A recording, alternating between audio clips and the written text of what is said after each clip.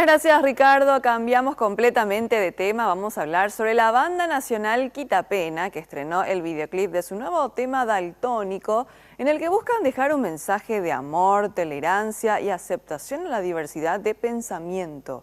En el videoclip se muestran las zonas más coloridas del casco histórico de Asunción.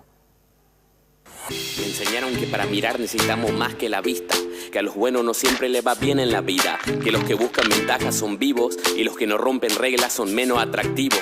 Los que ganan son siempre los mismos vendidos y en este mundo el amor terminó siendo un pobre mendigo. Estoy entero porque no me da el cuero de tirar la toalla. Es más fácil vivir a través de la pantalla, repetir lo que te dijeron porque no te animaste a salir y mirarlo vos mismo. Lo último que se pierde es el optimismo.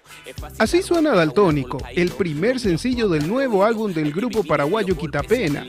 Según los integrantes, Daltónico no tiene un género específico, pero suena a un pop alternativo. Más que nada es que la vida es muy corta como para estar enojándose por las decisiones de los demás.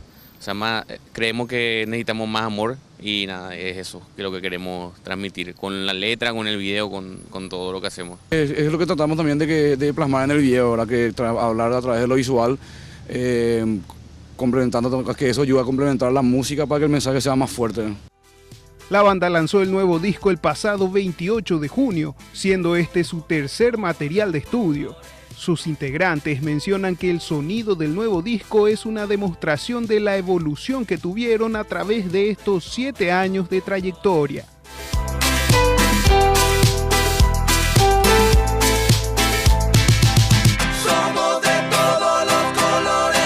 También está en un formato físico y lo que hicimos fue hacer un arte como si fuera un libro para niños y cada canción es una ilustración con una parte de la letra. Suerte, creo que el disco hasta ahora el disco que más nos llena de satisfacción y esperemos que la gente lo reciba bien también. Quitapena, un grupo nacional que experimenta con diferentes estilos como el pop, rock, reggae y un poco de folclore, lleva 7 años de trayectoria. Si nos vienen a buscar, estamos enganchados con los dientes gastados, El videoclip y el nuevo disco ya se encuentran disponibles en las diferentes plataformas musicales de streaming.